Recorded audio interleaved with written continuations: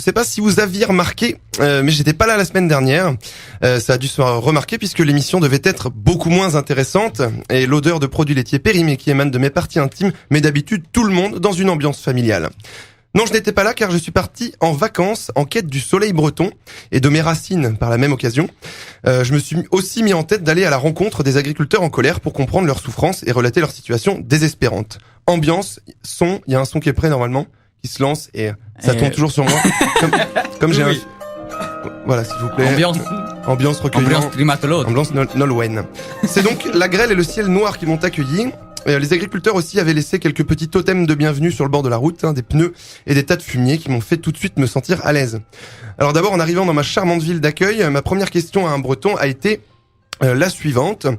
Et du coup, ça a dû vous toucher l'album hommage de Nolwenn Leroy, non ?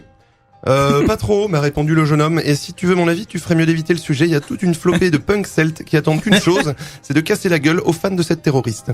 Apparemment, il dévitalise des dents à main nue. Donc j'ai pas voulu tenter. Premier contact raté avec la Bretagne. Sur cette défaite, j'ai décidé d'aller goûter la galette saucisse, la super galette saucisse. Donc c'est un poil meilleur que les crêpes Sodebo, mais c'est un peu comme la Soca à Nice. On se fait quand même bien enfler avec des denrées alimentaires bon marché. Je me suis dirigé péniblement jusqu'au hall en éructant le mélange crêpes, saucisses, moutarde, bière du petit déjeuner. J'avais appris l'existence d'un crieur de rue. C'est pour le voir que je me suis rendu sitôt sous les halles. Je me suis installé sur la terrasse d'un bar, nettoyant mon pantalon. Oui, parce que mon estomac a décidé de refuser 90% de cette saucisse. Il a pas digéré la marge de la grande distribution. Voilà, je n'ai avalé que la partie qui revient aux agriculteurs. Je revendique. Excellent. Ça me fait penser d'ailleurs que j'ai toujours pas vu mes agriculteurs énervés, moi. Vous saviez que le suicide est la 3e cause de décès chez ces agriculteurs. Bref, ce crieur de rue n'était en fait qu'un intermittent du spectacle tentant vainement de faire de l'ombre à Facebook. Très audacieux de sa part, même si j'ai trouvé quand même sa proclamation de petites annonces et de pensées bolcheviques assez rigolotes. Mais le vent glacial m'a rappelé que Facebook au chaud, c'est quand même pas si mal. J'ai d'ailleurs voulu exprimer mon approbation après l'une de ces déclamations, comme je l'aurais fait sur Facebook en fait. Et j'ai crié « J'aime ! Excellent !» Et l'assemblée de corsaires celtes s'est retournée et m'a fusillé du regard. Donc je me suis retenu de commenter par un gif animé, comme ça, avec des gestes. Il était 11h, j'ai à nouveau vomi, il y avait quand même plus de saucisses que de galettes, me dis-je. Et j'ai toujours pas croisé d'agriculteurs. Vous saviez d'ailleurs que beaucoup d'entre eux n'atteignent même pas l'équivalent du RSA. De 11h, l'horloge passe directement à 15h. J'ai dû m'évanouir sans le savoir, on m'a dit que c'était fréquent, on s'évanouit après chaque repas là-bas, aucun problème. Faute de plan concret, je décide de me rendre dans un bar pour boire un thé et digérer un petit peu tout ça. Qu'est-ce que je vous sers, me dit le... Bon, il était pas sous, mais c'est que je le fais mal, le breton, je connais pas l'accent. Qu'est-ce que je vous sers, me dit le serveur. Et là, petit moment d'hésitation, vais-je passer pour un faible en prenant un vulgaire thé en terre bretonne?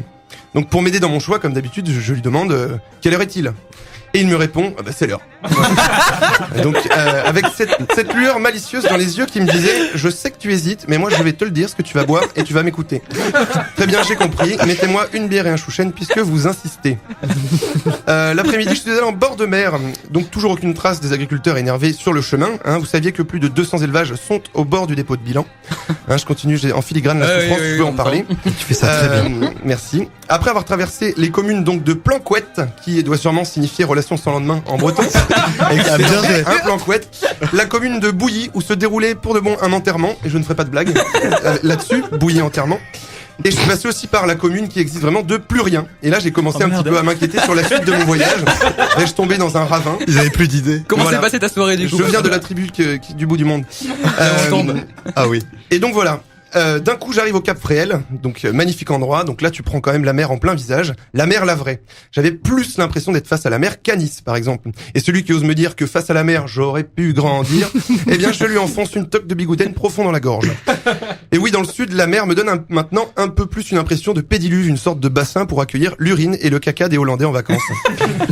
D'ailleurs, je déblatère des stéréotypes, mais vous seriez étonné de voir que paradoxalement, la Bretagne les casse tous, notamment ceux relatifs à l'aspect physique et la tenue vestimentaire. À Nice, si vous croisez une jeune femme aux cheveux mal entretenus, aux dents mouchetées et aux sarouels gonflés par le vent, vous pouvez être sûr qu'elle travaille dans le social ou qu'elle confectionne des cendriers en canette. En Bretagne, cette même femme peut être votre banquière ou ingénieur ou à la tête d'un empire de l'agroalimentaire. Et on peut même parfois trouver des mecs en costume 3 pièces qui font du didgeridoo. Sur le chemin du retour, je me suis demandé, mince, mais ils sont passés où tous les agriculteurs que je voulais voir? J'en ai vu aucun pendant mon séjour. Moi qui voulais relater leurs souffrances et leurs revendications. Et tout à coup, la voiture de mon covoiturage a freiné. Bouchon. Oh les enculés, foutus paysans bretons de merde, ils m'ont bien niqué. Vous voulez pas les faire chier ailleurs avec votre pleurnicherie? Criai-je en langage soutenu. Et ouais, la compassion, ça va 5 minutes, mais moi j'avais quand même une émission de radio avec des nazes à faire, donc j'étais en retard. Je me suis retrouvé pris en sandwich dans la procession de tracteurs qui se dirigeait à Rennes, qui avait bien l'intention de faire exploser la ville. J'ai bien tenté de faire comprendre avec mes yeux de biche que je voulais passer, mais la famille d'agriculteurs agglutinés dans un seul tracteur, remorquant un tas de fumier et de pneus et de colère, m'a fait comprendre que j'allais finir en humus. Je n'ai pas insisté. Et là, je me suis dit, pour qu'ils me fassent chier à ce point, c'est qu'ils doivent vraiment avoir besoin d'aide, ces agriculteurs. Donc, Kenavo les Bretons, je vous aime et on vous soutient depuis notre département au soleil hypocrite.